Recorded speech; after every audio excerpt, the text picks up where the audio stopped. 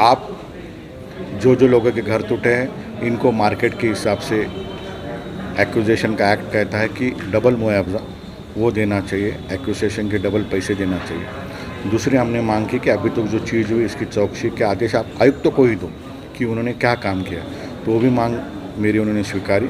2 आदेश माननीय मुख्यमंत्री जी ने दिए। एक आयुक्त को कहा कि आप इसको चेक करिए और अंडरलाइन किया कि लोगों को मुआवजा दीजिए। तो सरकार ने सरकार का काम किया है।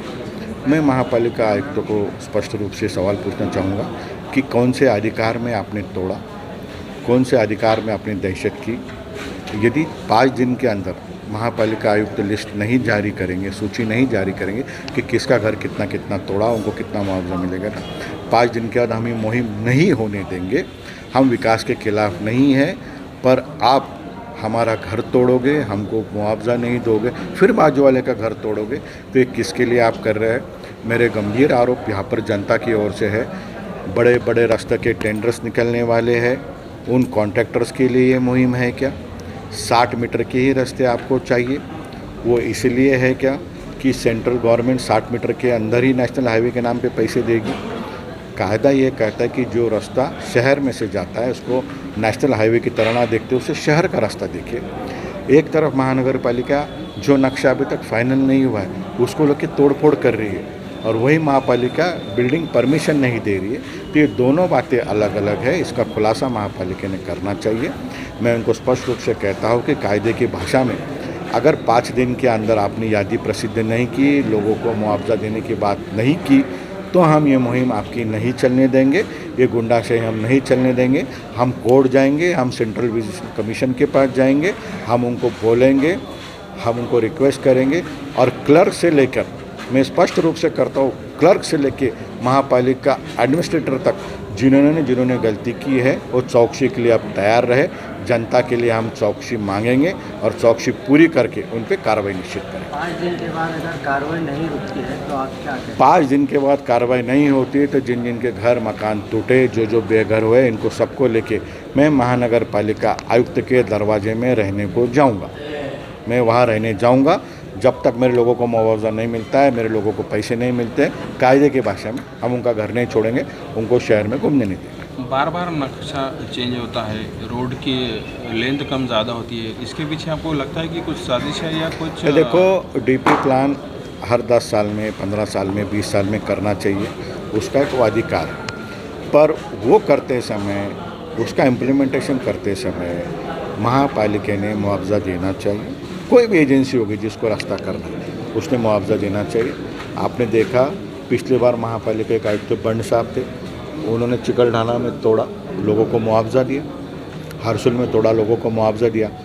वही महापालिका, वही खुर्ची न्याय देती है, दूसरा अधिकारी आता है तोड़ देता है।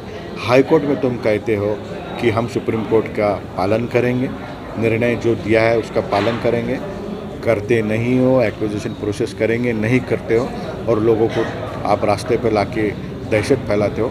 जैसे आपने क्रेडिट लेने की कोशिश की शहर में घूम के, वैसे ही जिम्मेदारी शहर में घूम के लोगों को बोलो मैंने तोड़ा है और मैं आपको मुआवजा दूंगा, तो दूसरी जगह को हाथ लगाओ। विकास के खिलाफ हम खुद हमारी जगह देंगे अगर आप हमको डबल पैसे देंगे। और आखिरी मेरा ये सवाल है, आप ये किसके बोलने पे कर रहे हो, किस लिए कर रहे हो? कि आप हाई कोर्ट को नहीं देख रहे हो, आप सुप्रीम कोर्ट को नहीं देख रहे हो, लैंड एक्विजिशन एक्ट को नहीं देख रहे हो। ये किसके बोलने पे आप कह रहे हो, कर रहे हो? ये भी जिम्मेदारी आपने लेनी चाहिए और ये मुहिम आप रोको, दादागिरी की भाषा करो मत। मैं माननीय पुलिस आयुक्त जी से विनती करूँगा, आपके पहले मेरे मालूमात के हिसाब से 18 करोड़ रुपए बंदोबस्त के रुके हुए हैं। ये बंदोबस्त में कितने रुके इसकी डिमांड करो, लोगों के कागज पत्र देखो, मैप्स देखो। सब देखने के बाद माननीय मुख्यमंत्री जी ने क्या कहा है, हाई कोर्ट ने क्या कहा है, ये देखने के बाद ही आप पुलिस बंदोबस्त दो। ये मैं उनको हाथ जोड़ के विनती करूँ। चिकलठाना पड़ेगांव की कार्रवाई हो गई है, अभी शहर में एक बड़ी कार्रवाई जो रुकी हुई है, जो चंपा चौक से चिकलठाना और पड़ेगांव की कार्रवाई भी इलीगल हुई है।